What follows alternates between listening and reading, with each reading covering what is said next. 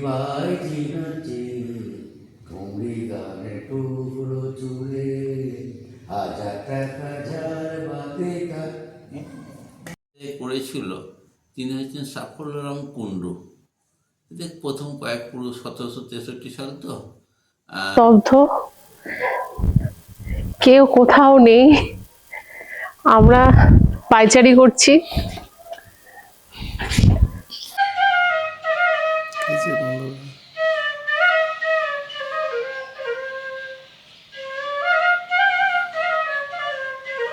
कंगना सेन शर्मा पातुन মাজবে शादी के बाद।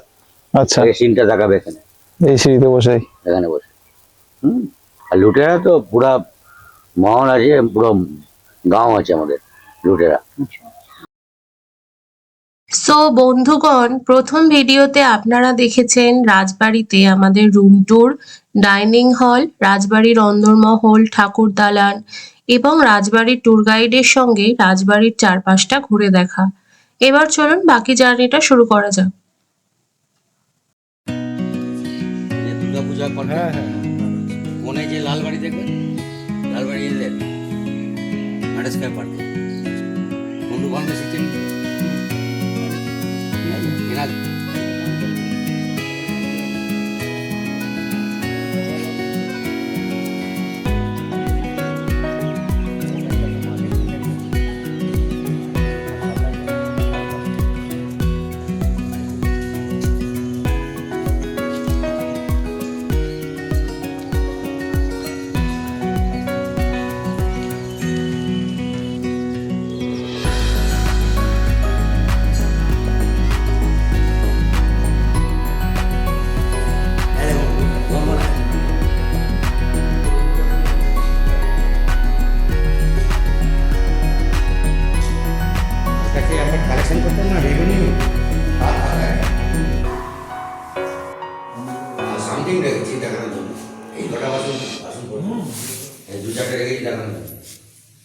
থালা, গামলা, হাঁড়ি, গামলা তার ডাল রাখতে হবে, ডাল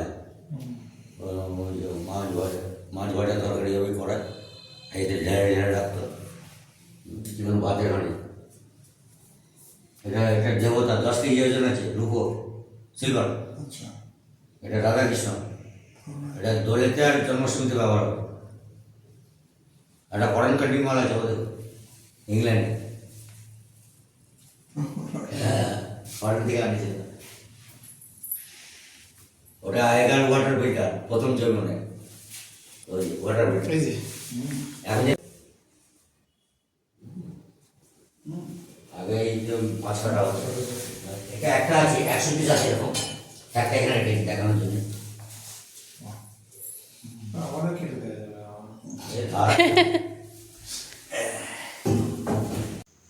বন্ধুগণ, যেমনটা দেখছেন রাজবাড়ির ট্যুর গাইডের সঙ্গে আমরা ভ্রমণ করে এবার চলে এসেছি রাজবাড়ির ঠাকুর দালানে।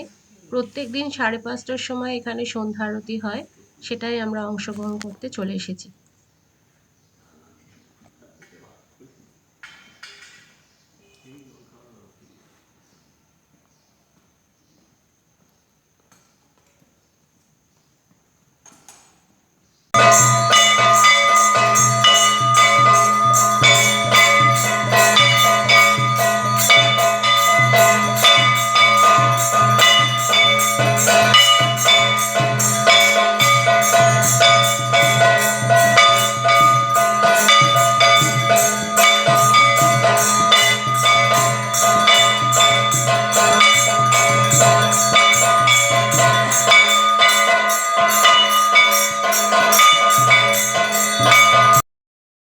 বন্ধুগণ, এটা হচ্ছে রাজবাড়ির অন্দরমহলে ছোট্ট প্রচেষ্টা নামের একটি হস্তশিল্পের শপ। এখানে বর্তমানে রাজবাড়ির আশেপাশের গ্রাম বাংলার অনেক মহিলারা কাজে যুক্ত আছেন। এখানে আপনারা তাদের তৈরি হস্তশিল্পের নানা জিনিসপত্র কিনতে পারবেন।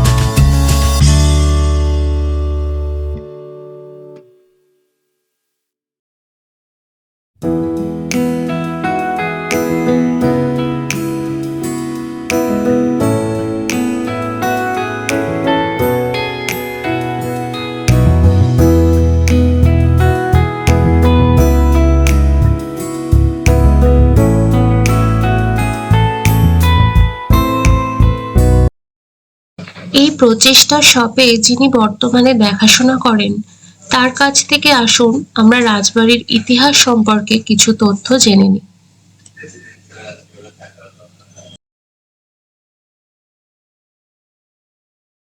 করেছিল তিনি হচ্ছেন সাফল্যরাম কুণ্ডু। এতে প্রথম কয়েক পুরো 1763 সাল তো 41 সাল 1756 সালে এটা 1763 আমি বলবো 1763 সালে আমাদের এই ফলকে লেখা আছে দেখবো যে সাফল্যরাম কুণ্ডু কর্তৃক প্রতিষ্ঠিত। এখন সাফল্যরাম কুণ্ডু হচ্ছে ওই জেনারেশনেরই একটা জেনারেশন, আর ওরা কুন্দন টাইটেল ছিল, মহারাষ্ট্র থেকে এসেছিল বলে, কিন্তু কুন্দন থেকে ওরা কুণ্ডুতে ডাইভার্ট হয়। কেননা দীর্ঘদিন এই বাংলায় থাকতে থাকতে এদের যে বৈবাহিক বা নেগোসিয়েশনগুলো এগুলো বর্ধমানের কুণ্ডু সম্প্রদায় যারা উপর ক্ষত্রিয় তাদের সাথে এই নেগোসিয়েশনগুলো হতো, সেই থেকে ওরা কুণ্ডু টাইটেলটা বের করতো। আর এখানকার স্থানীয় লোকেরা ছিল সব হরিভক্ত, মানে বৈষ্ণব।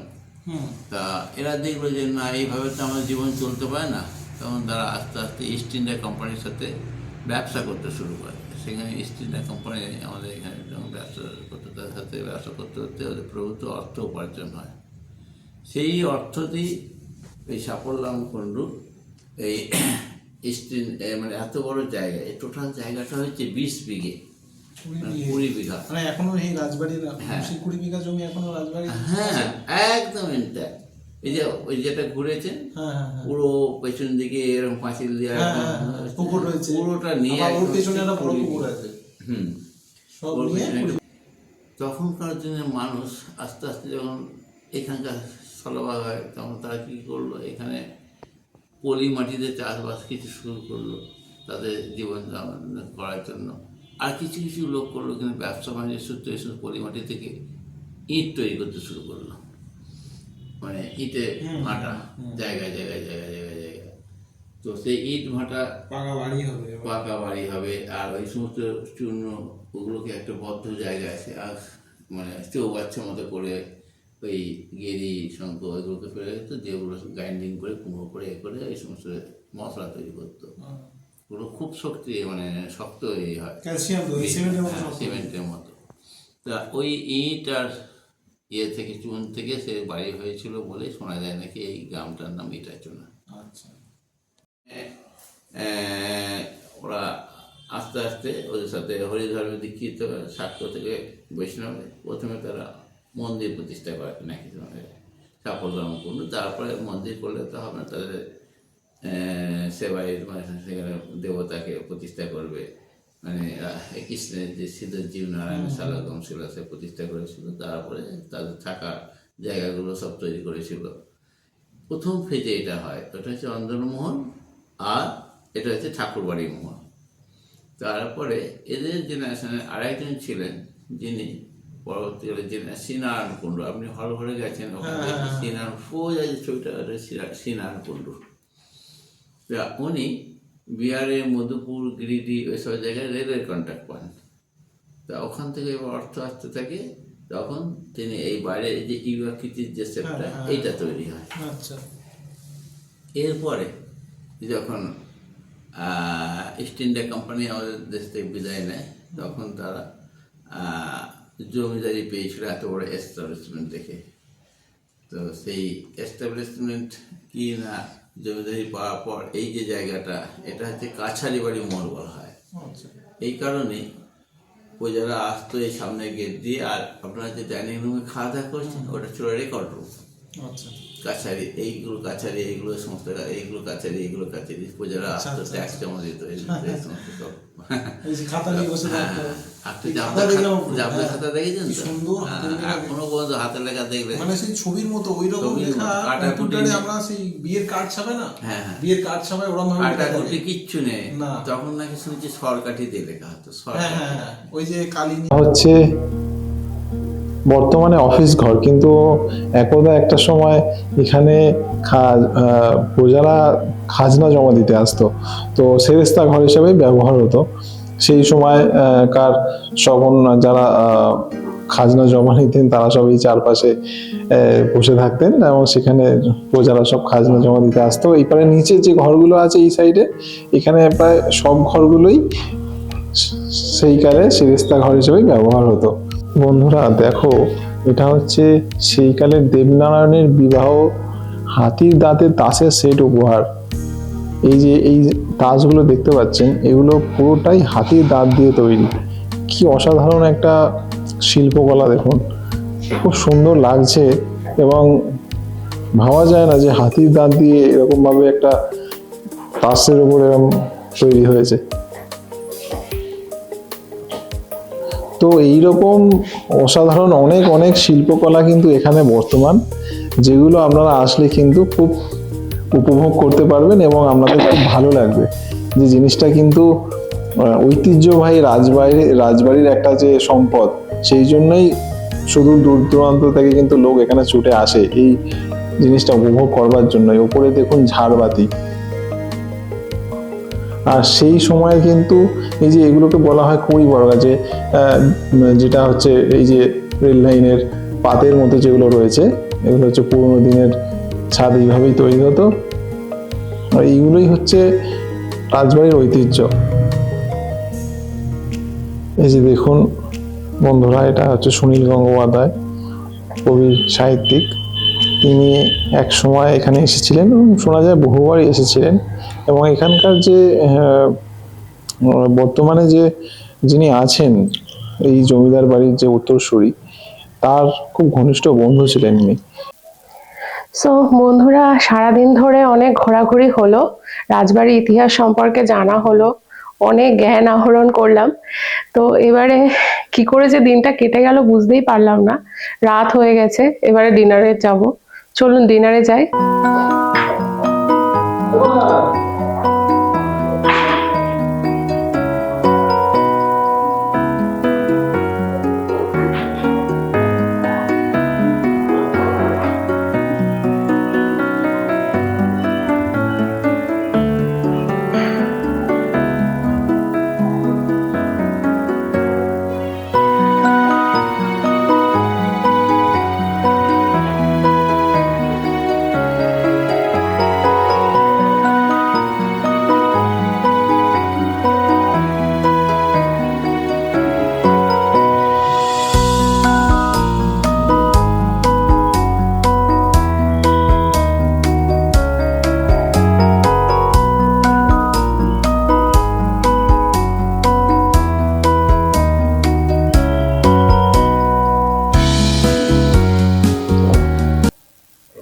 সো বন্ধুরা, খাবারের জন্য চলে এসেছি। এখনো অব্দি কেউ এসে হাজির হয়নি, আমরাই প্রথম।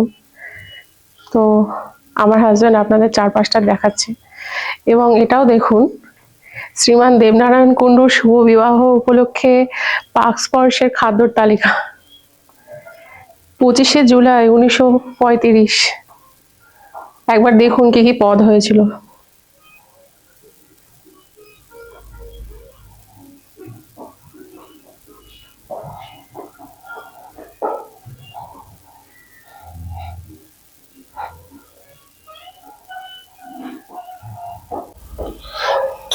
বন্ধুরা, রাতের ইটাচোনা রাজবাড়িটা একবার দেখুন।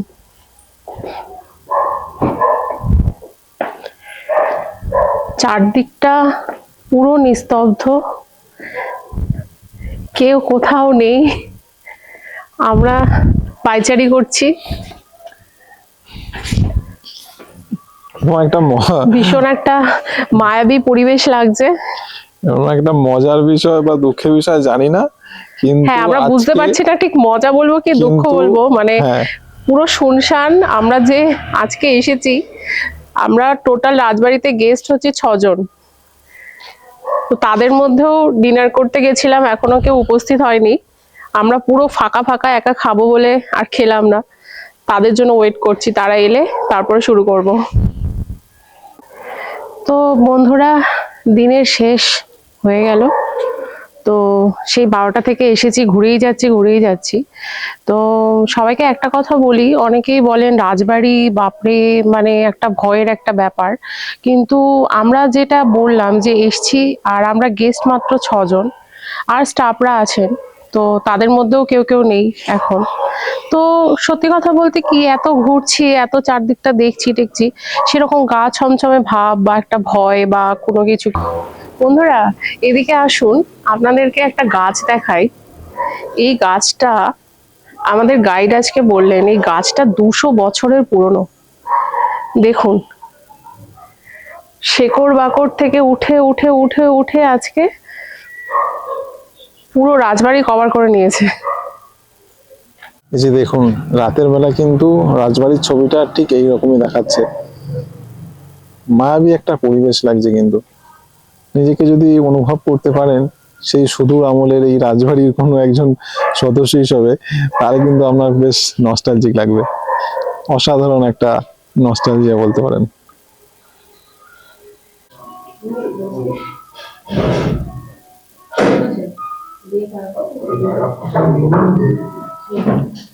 তো বন্ধুরা, রাত হয়ে গেছে, সারাদিন ধরে খাওয়া দাওয়া হয়েছে বলে আর বেশি কিছু অর্ডার করিনি, তাই রাতের ডিনার সারবো।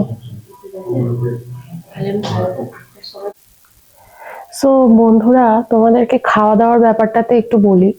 আমাদের এখানে যখন এসেছি তার আগের দিকে আমাদেরকে ফোন করে জিজ্ঞেস করা হয়েছে যে আমরা কি খাওয়া প্রেফার করব।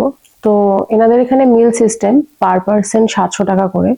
তার মধ্যে ইনক্লুড আছে লাঞ্চ, তার মধ্যে সকালবেলার টি, মানে পরদিনকে, আর ব্রেকফাস্ট। তো রাত্রেবেলায় আমরা যেটা খেলাম সেটা হচ্ছে আলাদা করে আমরা চুজ করেছি। তো রাত্রেবেলার যে খাবারটা, দুপুরবেলার খাবারটা তো আমার হাজবেন্ড রিভিউ দিয়েই দিয়েছে, তো ওটা তো অসাধারণ ছিল। আর রাত্রেবেলার যে খাবারটা, সেটার ব্যাপারে আপনাদেরকে কি বলবো, এই পুরো এত বড় রাজবাড়ি, তার মধ্যে মাত্র 6 জন আমরা গেস্ট। তো ওরা, আমরা ওখানেই দিতে চেয়েছিলাম খাবারের রিভিউটা, কিন্তু ওখানে ওরা এত আস্তে আস্তে কথা বলছে যে আমরাই লজ্জা পেয়ে গেলাম কিছু বলবো বলে। তো এখানে এসেই বলি, 6 জন। তো আমার হাজবেন্ডের হচ্ছে রুটি, এগ কারি আর মিষ্টি চাটনি এগুলো ছিল। তো আমার পোলাও, আলুর দম আর চিকেন কাটলেট আর চাটনি মিষ্টি ছিল। তো খাবারগুলো এত সুন্দর ওনারা করেছেন, এত সুন্দরভাবে প্রিপারেশন করেছেন, প্রত্যেকটা খাবার ভীষণ টেস্টি ছিল। এই নয় যে 6 জন মাত্র গেস্ট, বাট ওনারা ইন্ডিভিজুয়ালি ভীষণ ভালোভাবে দেখেছেন, এবং সকালবেলার থেকে এটা নোটিসেবল যে ওনারা যা যা দিচ্ছেন এবং প্রত্যেকটা স্টাফের ব্যবহার আমাদের ভীষণ ভালো লেগেছে। মানে এখানটা নিয়ে আমাদের কোনো কমপ্লেন নেই, আমরা ভীষণ এনজয় করেছি এবং প্রত্যেকেই ভীষণ ভালোভাবে আমাদেরকে ট্রিট করেছে। এই হচ্ছে বাইরেটা। সকালবেলার একবার পরিবেশটা দেখবার জন্য বাইরে এলাম। যে দেখছেন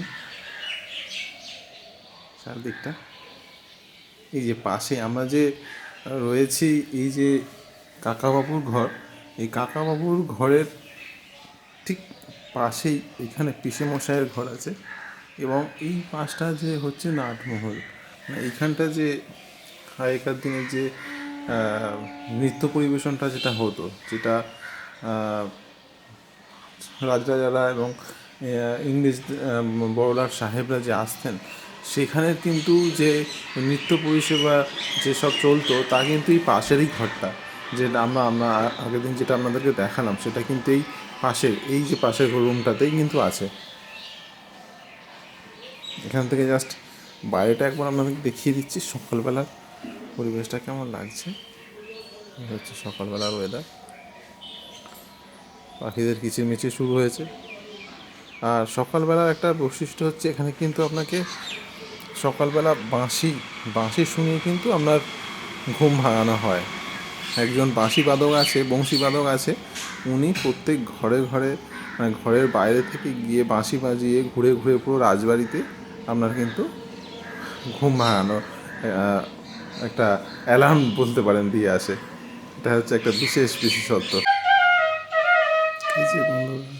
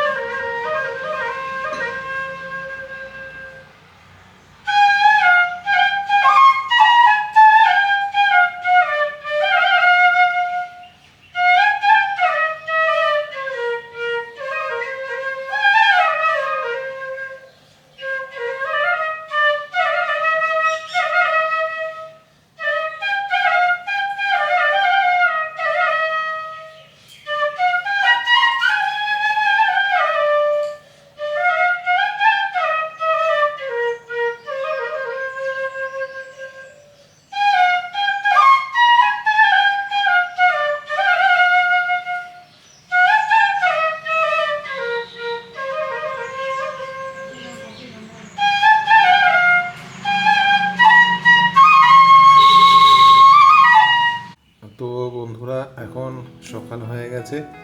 তো সকালবেলায় কিন্তু ওরা আমাদের 7টার সময় নক করে এই যে টি দিয়ে গেছে, এবং টাইম ম্যানেজমেন্টটা খুব সুন্দর। ওরা যে টাইমটা বলে এক্স্যাক্টলি ওই টাইমেই কিন্তু আপনাকে সেই সার্ভিসটা দিয়ে দেয়। সো এখানে কিন্তু সব কিছু মিলিয়ে খুব ভালো পরিষেবা, এবং দেখছেন সকালটা বাইরের দিকটা কত সুন্দর লাগছে। আসুন বন্ধুরা, একটা নতুন জিনিস দেখাই। এই যে আগেকার দিনে যে যুদ্ধ হতো ঢাল লাঠি, এই যে ঢালটা দেখছেন এটা পুরো গন্ডারের চামড়া দিয়ে তৈরি।